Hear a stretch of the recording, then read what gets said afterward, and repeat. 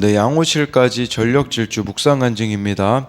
저는 중학교 1학년 딸인 아이를 키우는 미혼부입니다. 딸은 갓난 아이일 때부터 부모의 품이 아닌 여러 친척 집을 전전하며 자랐습니다. 미혼부인 제가 일과 연애에 빠져 늘 부재중이었기 때문입니다. 당시 저는 세례 요한을 죽이려 하는 헤롯 왕처럼 칼에 춤을 추는 헤로디아의 딸처럼 자기 만족과 행복을 좇아 아이가 병들어가는 줄 모른 채 살았습니다. 아이가 초등학생이 돼서야 저는 구속사의 말씀이 있는 공동체에서 양육을 받으며 지난 날을 회개하고 부모의 역할을 감당하기 시작했습니다. 그리고 4년이 지난 어느 날 저는 평소처럼 딸을 학교에 보내고 집안일을 끝낸 뒤 집에서 쉬고 있었습니다. 그때 갑자기 딸아이 학교 선생님에게 전화가 왔습니다.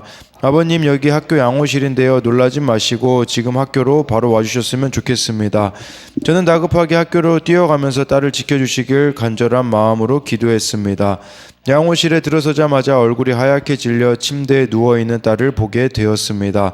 양호 선생님은 아이가 혈압 측정도 안 되고 심장이 너무 빨리 뛰어서 119에 연락을 해놓은 상태라고 했습니다. 저는 딸과 함께 구급차를 같이 타고 병원 응급실로 갔고 이후 딸은 여러 검사와 치료를 받았습니다. 딸의 병명은 발작성 심실상 빈맥으로 의사는 같은 증상이 또 찾아올 수 있으니 내시경으로 심장에 불필요한 신호선을 차단하는 시술을 해야 한다고 했습니다. 딸은 곧바로 입원해 시술을 받고 지금까지 건강하게 지내고 있습니다. 하나님은 제가 딸에게 집중할 수 있는 환경을 주셔서 위급한 상황에 바로 학교로 달려가 딸의 손을 잡아주고 응급실에서도 말씀으로 그날의 일을 설명해 줄 수 있는 부모가 되게 하셨습니다. 요한의 머리를 소반에 올려주는 것 같은 분별 없는 헤롯의 삶에서 모든 문제를 예수께 아뢰는 삶으로 인도해 주신 하나님께 감사와 찬양을 올려드립니다. 적용하기입니다. 공동체에서 아픈 자녀들에 관한 기도 제목을 볼 때 양호실로 전력 절주했을 때의 심정으로 중보하겠습니다. 딸이 큐티하지 않을 때 화내지 않고 시간을 내서 같이 하겠습니다. 네, 그래서 이렇게 분별력 없는 예전의 삶에서 지금은 모든 문제를 예수님께 아뢰는 삶으로 인도해 주신 하나님께 감사하다고 하며 양호실까지 딸을 위해서 전력 질주했던 그 심정으로 공동체의 아픈 자녀들을 위해서도 이렇게 기도하겠다라고 말해주고 있는 이 고백이 참 이렇게 귀하다고 할 수 있습니다. 네, 오늘은 이 마태복음 14장 1절부터 12절까지인데요. 1절, 2절 보면요. 그때에 분봉왕 헤롯이 예수의 소문을 듣고 그 신하들에게 이르되 이는 세례 요한이라 그가 죽은 자 가운데서 살아났으니 그러므로 이런 능력이 그 속에서 역사하는도다 하더라 라고 이렇게 말씀해 주고 있어요. 그때라는 것은 언제를 말하는 거겠습니까? 바로 전 말씀 보면요. 예수님이 고향에서 배척받으신 때입니다. 그러니까 즉 놀라운 치유와 이런 치유의 사역을 보고서도 사람들은 회개로 반응하지 않았는데요. 고향에서는 어땠습니까? 예수님을 배척했고 헤롯은 어떻게 반응합니까?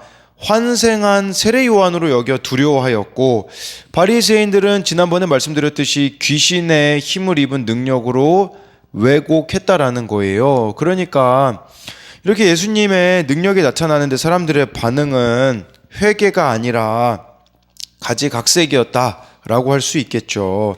네, 여기서 나오는 이제 이 헤롯, 분봉왕 헤롯이라고 하잖아요.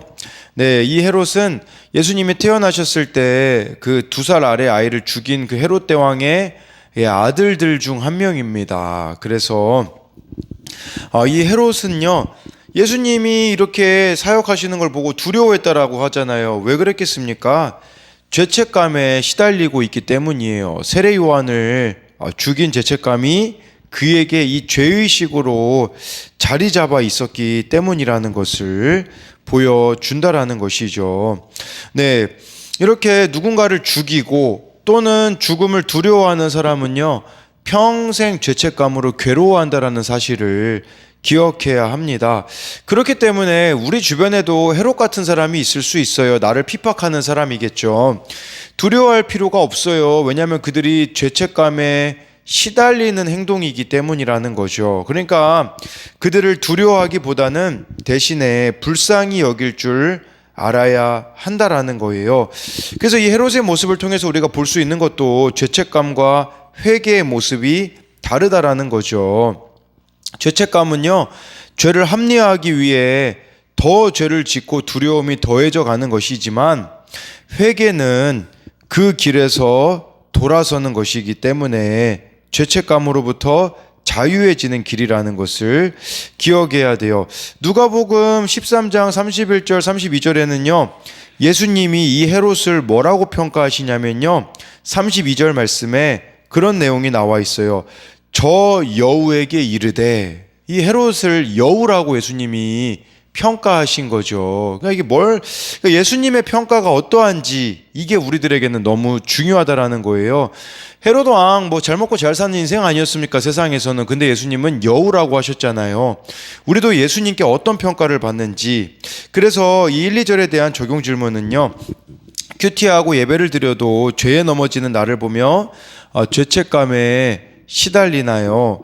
죄의 문제는 오직 하나님만이 해결해 주실 수 있음을 믿나요? 이 질문은요, 내가 진정한 회개를 하고 있느냐라는 거겠죠. 죄책감에 계속 시달리고 있다라는 것은 이게 회개가 되어지고 있지 않는 상태인 것이겠죠. 또 한 가지는 예수님이 이 헤롯을 여우라고 평가하신 것처럼 예수님이 나의 삶을 보시면 어떤 평가를 내리실까요? 내가 매일매일 살아가는 모습을 보며 정말 이렇게 여우라고 말씀하시진 않는가? 이거를 우리가 생각해 봐야 하는 것입니다. 3절 4절 말씀 보면요, 전에 헤롯이 그 동생 빌립의 아내 헤로디아의 일로 요한을 잡아 결박하여 옥에 가두었으니 4절에 이는 요한이 헤롯에게 말하되 당신이 그 여자를 차지한 것이 옳지 않다 하였음이라라고 해서요. 네, 여기서 이 헤롯은 헤롯 안티파스입니다. 이게 분봉왕이라고 아까 이렇게 1절에서 불렸던 이유는요, 그러니까 예수님 당시에 그 2살 아래 죽였던 그 헤롯 대왕이 죽은 이후에 이렇게 아들 셋이, 그 헤롯 대왕의 아들 3명이 헤롯 아켈라오, 헤롯 안티파스, 헤롯 빌립이 나누어서 그 영토를 다스렸기 때문에 분봉왕으로 불립니다. 근데 이 헤롯이 보면요, 어이없게도 여기서 나오는 이 헤로디아, 아내가 헤로디아라고 하잖아요. 근데 원래 자기 아내가 아니에요. 3절에 보면 빌립의 아내 헤로디아라고 해서 이 헤로디아는요, 어이없게도 이렇게 새 분봉왕의 조카거든요. 조카. 이 헤로디아가 조카인데 어이없게도 그녀는 자기 삼촌이었던 빌립과 결혼하여서 딸 살로메를 낳았거든요.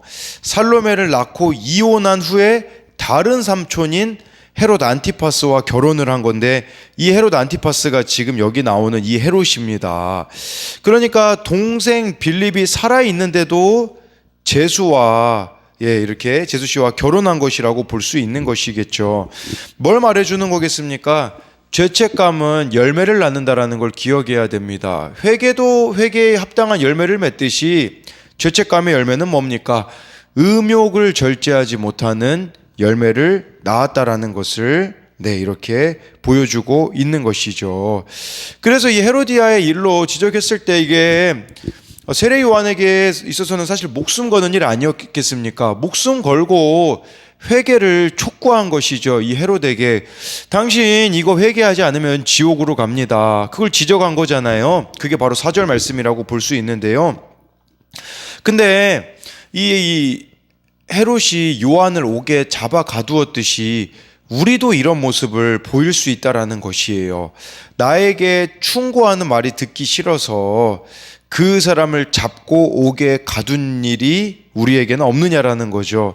나의 음욕을 꾸짖을 때 감사해야 되는데 우리는 바른 말 듣기를 너무 싫어해서 이렇게 헤롯이 힘과 권세를 가지고 요한을 가두었지만 우리는 힘과 권세가 없어서 못 가둘 뿐이지 마음으로 미워하고 있는 사람들이 얼마나 많이 있느냐라는 거죠. 그리고 4절에요. 이 말하되, 헤롯에게 말하되, 이 말하되라는 단어가 헬라어로 보면요, 미완료 시제로 되어 있어요. 한 번만 말한 게 아니라 지속적으로 말했다라는 것이에요. 그만큼 세례 요한이 헤롯을 사랑한 게 아니겠습니까? 정말 헤롯이 지옥 가기를 원치 않았는데 결국은 듣지 않았다라는 것은 이 3, 4절에 대해서도 우리가 적용할 수 있는 것은 나의 잘못을 지적해 주는 말에 귀 기울이나요. 듣고 싶은 말만 들으며 내게 충고하는 사람을 헐뜯고 멀리하진 않습니까? 네, 5절에요. 헤롯이 요한을 죽이려 하되 무리가 그를 선지자로 여김으로 그들을 두려워하더니, 이 5절에서 주목해야 되는 단어 두 가지죠. 무엇이냐면요, 바로 죽이려 하되 또 선지자라는 단어예요. 구약 성경을 여러분들이 보시면 바른 선지자들은 죽임을 당했습니다. 그러니까 지금도 여기 나와 있는 이 세례 요한도 바른 선지자의 역할을 하기 때문에 죽이려 하는 거예요. 그러니까 여러분들이 선지자로 살아간다라는 거, 선지자는 예언자라고 볼 수 있거든요. 예언자라는 말이 더 맞아요. 예언자라는 것은 하나님의 말씀을 바르게 전해주는 자라는 뜻이거든요. 여러분들이 말씀대로 살아가고 하나님의 말씀을 바르게 전해주면요, 누군가는 여러분들을 미워하게 되어진다라는 거. 근데 반대로 내가 사람들에게 미움받기 싫어서 거짓 선지자들처럼 듣기 좋은 말만 한다면 그것은 하나님이 우리들에게 원하시는 모습이 아니라는 거죠. 그래서 이 길 걸어가는 자를 예수님은 좁은 문, 좁은 길이라고 말씀해주고 있는 것이죠. 그런데요, 여러분, 우리가 정말 다른 사람이 듣기 싫어하는 말인 거 알지만 그 말을 할 때에 사람들은 두려움을 품게 되어지지만, 그냥 그들의 입맛에 맞춘 말을 한다면 그들은 결코 돌이킬 일은 없다라는 사실을 기억해야 됩니다. 그래서 이 5절에 대한 적용도요, 누군가의 잘못을 지적하기 위해 요한처럼 삶으로 본을 보이고 있습니까? 입시에 합격하고 승진을 해도 성공을 해도 하나님을 떠난 삶은 죄라고 지적할 수 있습니까? 이 부분에 대해서도 우리가 생각해 봐야 된다라는 것이겠죠. 6절에요. 마침 헤롯의 생일이 되어 헤로디아의 딸이 연석 가운데서 춤을 추어 헤롯을 기쁘게 하니 라고 해서 헤롯 생일 잔치가 열렸는데요. 이 헤로디아의 딸 이름이 성경에는 안 나와 있습니다. 근데 제가 아까 살로메라고 말씀드렸잖아요. 이것은 그 당시 역사가였던 요세푸스의 기록에 의하면 이 딸의 이름이 살로메였다라고 기록이 되어져 있기 때문에 이렇게 말씀드리는 거예요. 헤롯을 기쁘게 했다. 이 기쁘게 하다라는 걸 원어로 보니까요, 아첨하다라는 의미가 있더라고요. 아첨하다. 그러니까 이 헤로디아 딸의 춤은 아첨이었던 거죠. 이런 헤롯이 가지고 있는 탐욕의 허기를 채워 뭔가 얻으려는 행위가 바로 아첨이다 라고 볼 수가 있어요. 우리도 세상 것에 목말라서 얼마나 많은 아첨들을 하고 살아가고 있습니까? 이 모습을 또 우리에게도 비추어 봐야 되는 것이고, 전 이게 좀 궁금하더라고요. 무슨 춤을 췄을까? 근데요, 추정해 볼 수 있는 것은 헤롯의 생일에는 남자들만 즐기는 연애였었거든요. 근데 이 여자가 이렇게 와서 춤을 췄다라는 것은 아마도 성적인 유의를 제공하는 목적이었을 거라는 거를 보여주는 거죠. 그래서 헤롯 가문이 이렇게 얼마나 이제 문란했고 부도덕했고, 궁중의 낮은 도적 수준을 반영하는데, 이거는 사실 헤롯만 그렇습니까? 우리나라도 잘 먹고 잘 사는 사람들의 삶을 보십시오. 음란과 방탕으로 치닫고 있는 그런 모습은 지금도 여전하다라는 것이겠죠. 7절에요. 헤롯이 맹세로 그에게 무엇이든지 달라는 대로 주겠다고 약속하거늘, 여기 마태복음엔 안 나오는데요, 마가복음에는 뭐라고까지 나와 있냐면요, 나라의 절반이라도 주겠다. 이제 그렇게 헤롯이 헛맹세를 해요. 헛맹세. 그러니까 이런 자녀가, 이것도 지금 헤로디아 그 딸 이 살롬에 원하는 대로 다 해주겠다. 여러분, 이것도 악이라는 거예요. 악. 자녀가 원하는 대로 다 해주는 부모, 악입니다. 그래서 이런 또 우리가 헛맹세를 얼마나 좋아합니까? 자녀들에 대하여서도 헛맹세를 하는 사람 뒤에는 되게 문제 부모와 문제 부부가 또 많다라는 것을 보여주고 있는 것이겠죠. 7절에 대해서도 적용 질문은요, 나는 어떤 때에 주로 헛맹세를 하나요. 이게 뭐 부모 자녀 간의 관계뿐 아니라 다른 사람을 향하여서도 헛맹세하는 경우, 또 사람의 눈치를 보며 잘못 행한 것은 우리들에게는 없는가도 점검해 봐야 되는 거겠죠. 8절 9절에요. 그가 제 어머니의 시킴을 듣고 이르되 세례 요한의 머리를 소반에 얹어 여기서 내게 주소서 하니, 9절에 왕이 근심하나 자기가 맹세한 것과 그 함께 앉은 사람들 때문에 주라 명하고 라고 해서요. 네, 세례 요한을 따르는 무리들로부터 받을 비난을 의식해서 헤롯은 근심하거든요. 9절 말씀처럼. 네, 하지만 자기 체면과 함께 앉은 사람들의 시선을 의지해서 그 요청을 들어주는 거예요. 우리도 다른 사람을 의식하다가 낭패를 겪는 일들이 얼마나 많이 있습니까? 다른 사람의 시선과 체면에 얽매이지 말고 하나님만을 의식해야 한다라는 것을 이렇게 말해주고 있어요. 근데요, 9절에서요, 7절에서만 해도 막 헤롯이라고 하잖아요. 근데 9절에서는 마태가 이 마태복음을 하나님이 주신 영감으로 기록했는데 왕이 근심하나 라고, 왜 굳이 왕이라고 했을까요? 그냥 헤롯이라고도 할 수 있잖아요. 저 여기에 좀 의미가 있다고 봐요. 무슨 의미가 있냐면요, 이 의도적으로, 그러니까 이 왕으로서 모든 걸 다 해줄 것 같지만 사실은 사람들의 눈치 때문에 벌벌 떨고 있는 아이러니를 드러내는 것이 바로 왕이에요. 그러니까 그 당시 왕이 뭐 세상 다 가진 것 같지만 두려움에 벌벌 떨고 있는 이 아이러니의 모습, 이것은 우리들과는 어떤 연결성이 있겠습니까?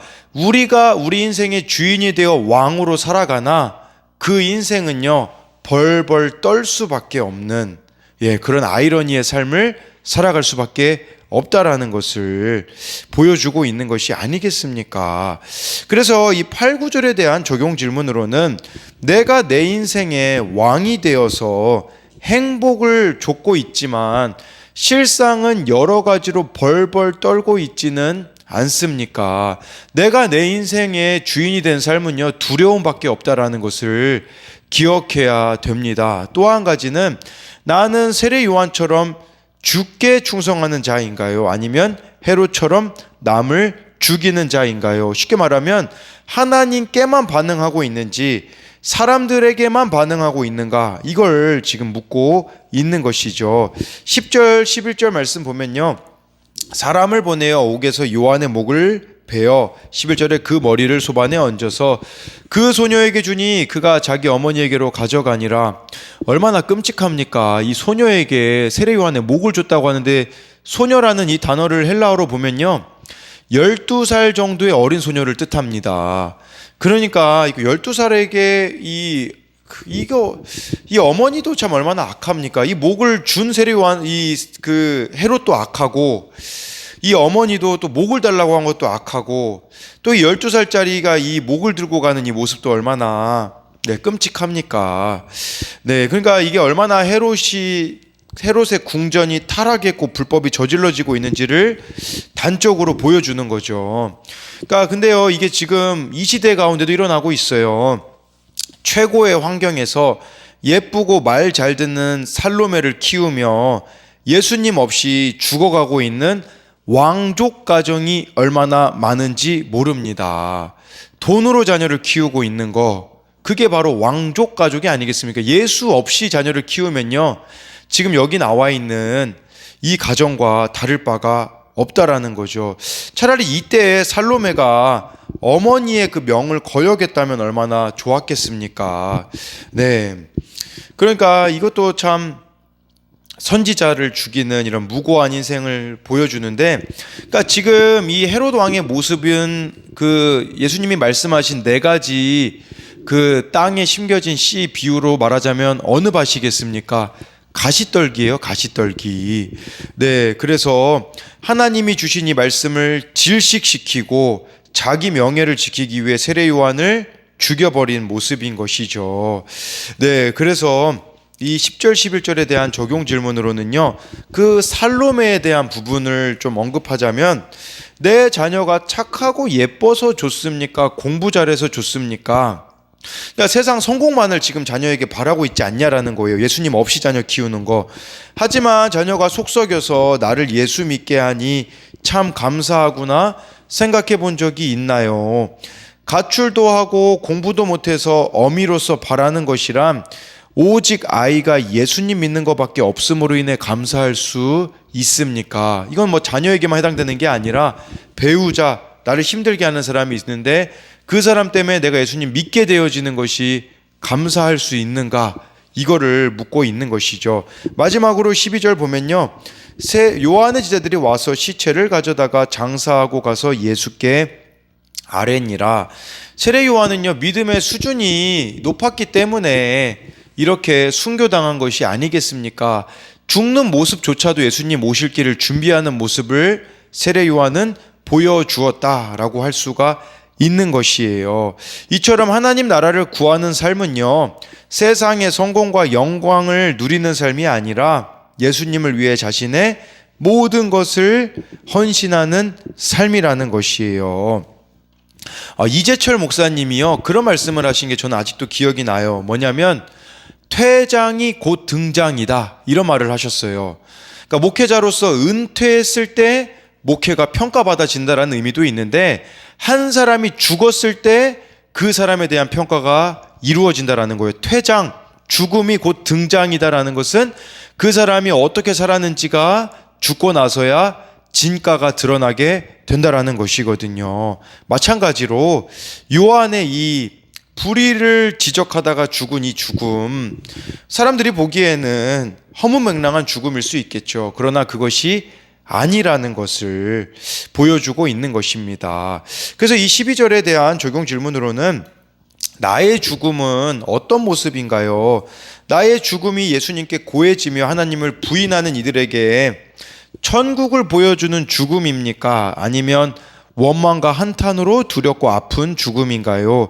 나와 가족의 영혼 구원으로 죽어도 죽지 않는 죽음을 준비하고 있나요? 이 죽어도 죽지 않는 준비라는 것은 여러분들이 삶의 목적이 영혼 구원이 되어서 나의 가족을 구원으로 인도하고 있느냐라는 것을 말씀해주고 있는 거예요.